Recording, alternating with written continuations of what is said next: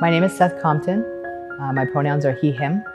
I am a 2S LGBTQ outreach worker for a local school board here in North Bay, Ontario. I'm married of 18 years and have 3 beautiful children.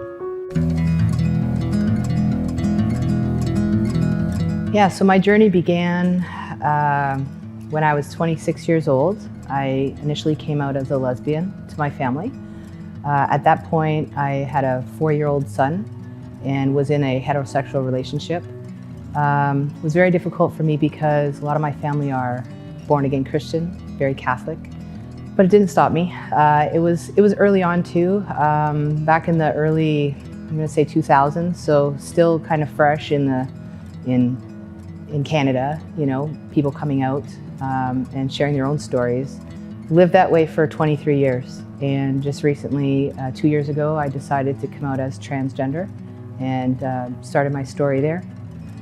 Been in a relationship with my wife for 20 years, so in the early stages of my relationship with her, it was something that we discussed from the get-go. I used to watch this kid on YouTube and was very, into his story and wanted to be just like him. But I felt like early on, there was too many barriers. One, being married to another female.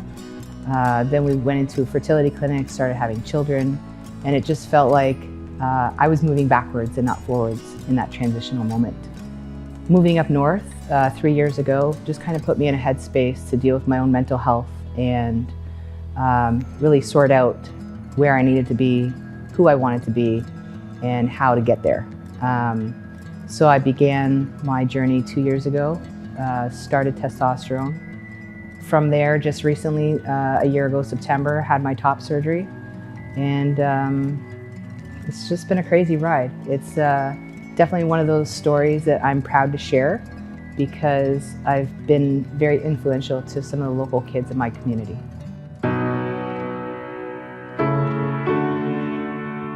So some of the challenges that I've faced, I think for me was the mental health part.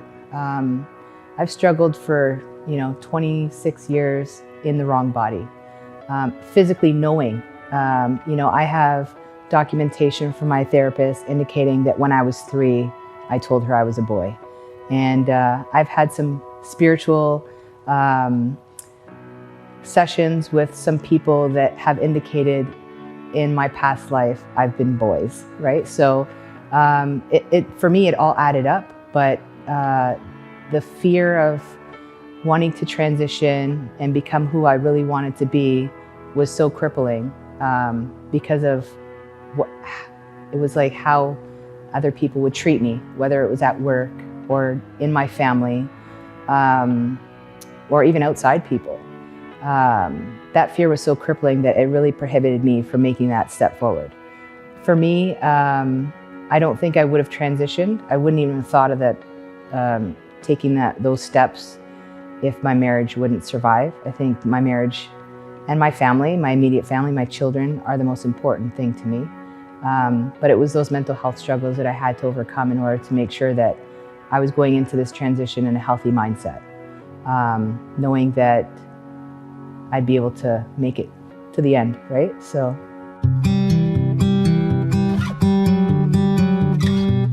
I have a lot of joys. Being in a small northern community, I've met a lot of people, a lot of trans people, a lot of LGBTQ people. When I first moved here 3 years ago, we were at Walmart and I said to my wife, I don't think there's any gay people here. And she kind of giggled. And it was almost like the minute I said that, I started seeing gay people, right? So I would start identifying more lesbians in town and I could see more gay men, and it really started to come to full circle. It was like, one of those moments where it was like, okay, there's people here, I can do this. But I think being able to connect with other people in my community, other trans, female to male especially, some of them have been hidden away for a very long time. And they see what I do, they see how I'm able to support other kids in my community, and it's really brought in life to them as well, and their own being. I have one transgender volunteer And he said, you know, I've been with my girlfriend for 3 years and his family doesn't know that I'm trans. And I'm like, you know, how do you pull that off? And he says, I'm just not ready to share that part of my story. So when I recruited him as a volunteer, I said, well, you don't have to share that story either with anyone. That's your story to tell, right? So for me, I think it's just kind of being able to open hearts and minds for the people around me and in my community. And I think that's the positive side of things. I am saving lives and I am making a difference. So that makes me feel like I've served my purpose.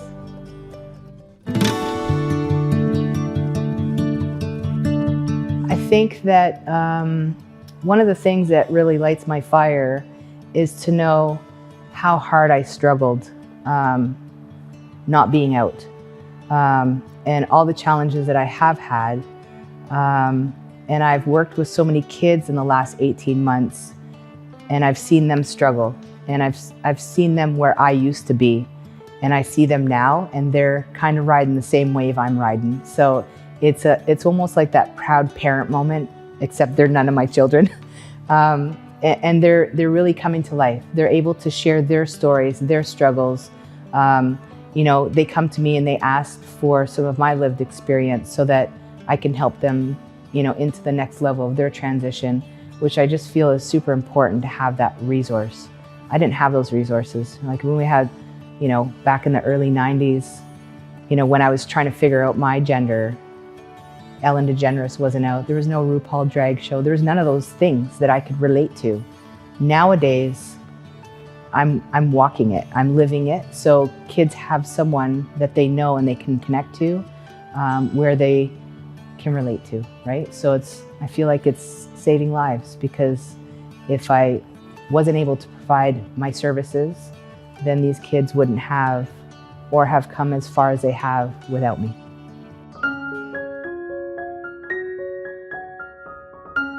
We used to joke about this all the time, because if I was physically born a man, I told my wife we would have probably 20 kids.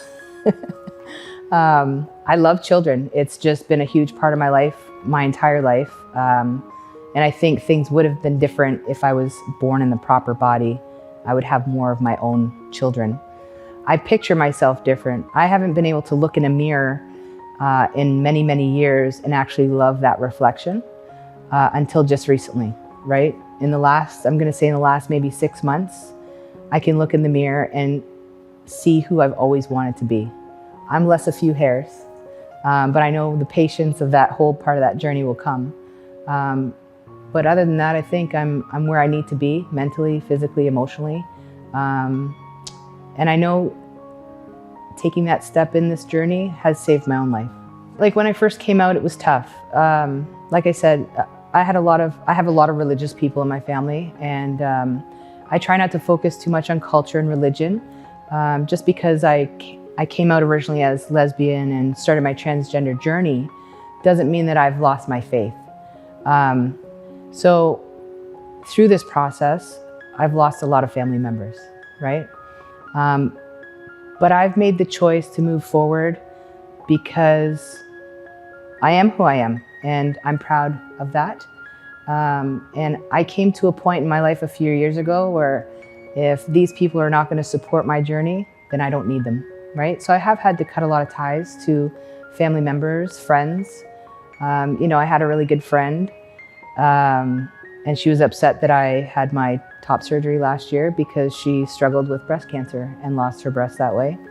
But she doesn't realize the mental health and the struggles that I've had to go through being born in the wrong body, right? So I could see things being different back then. Maybe I could have, saved a few relationships, or maybe put in the effort to educate them a little bit more with, who I was and what I was struggling with. But I'm pretty happy with who I have in my life and in my circle, and moving forward to be and do just what I'm gonna do. I'm pretty happy right now.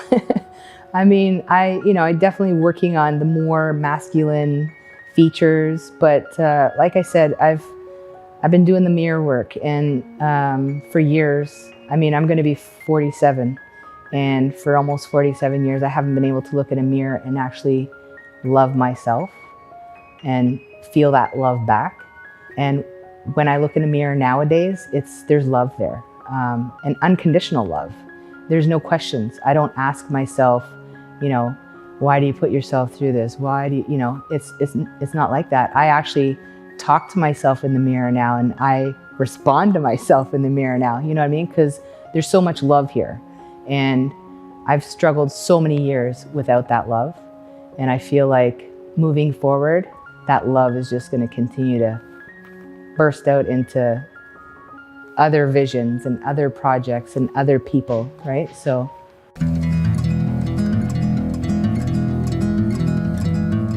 I just think that, if I'm able to educate or help my community unlearn some of the things that have been taught over the years, I think that future vision is just that unconditional love for people and their children.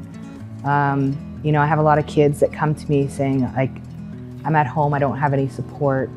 I would love to wake up one morning and just have parents love their kids unconditionally, regardless of their gender, or how they identify. And I'm gonna make that mark. I'm gonna continue to push forward and educate as many people as I can. And I'm gonna continue to work with as many youth as I can and make that happen. I had an adult come here and he was donating binders. And when he was sharing his story with me and indicating that his girlfriend's family had no idea he was trans. And my conversation with him was, there have been several mornings over the past 2.5 years that I would wake up just wanting to be Seth, in the right body, in the right mindset, and not have to experience being trans. But then I explained to him that, part of my journey has been to educate people and to make them feel, I have a lot of, and I've been very open with my journey online. So I've been using Instagram as a platform to show my results for my top surgery, talk about my own mental health, talk about my struggles, talk about my winnings, right? And I feel like if I haven't had that opportunity to share with people, there'd still be a lot of questions, people would have. And that opened up his eyes because he was like, after the conversation that I had with you, because had I not been open about my journey, there'd be so much of myself missing, and I feel like that opportunity to just be able to share those feelings, the thoughts, there's days where I still struggle, I try to get up happy and be happy, and I walk around with a smile on my face every day, and you would never know on my darkest days that I'm still struggling. I haven't had too many of those days though. I wake up with euphoria. I feel good, I do a lot of self-talk, and one of the things that I promote with the kids is, mental health is so important, and I separate mental health with gender, but at some point they connect, right? And I feel like a lot of kids struggle with anxiety, depression, and all of that can be related to how they're identifying and without the support. Once they have support, some of these things start to lessen, right? You have less anxiety and you have, you're feeling good, so you're not feeling so dark. And it all ties in together. So I just think that, anyone that has questions should ask, and anyone that has the ability to educate, because nothing will change, unless there's voices out there. It's going to take a long time to change the future, right? But there's plenty of us out there. We just have to continue to plug away at it and, focus on the good that can come out.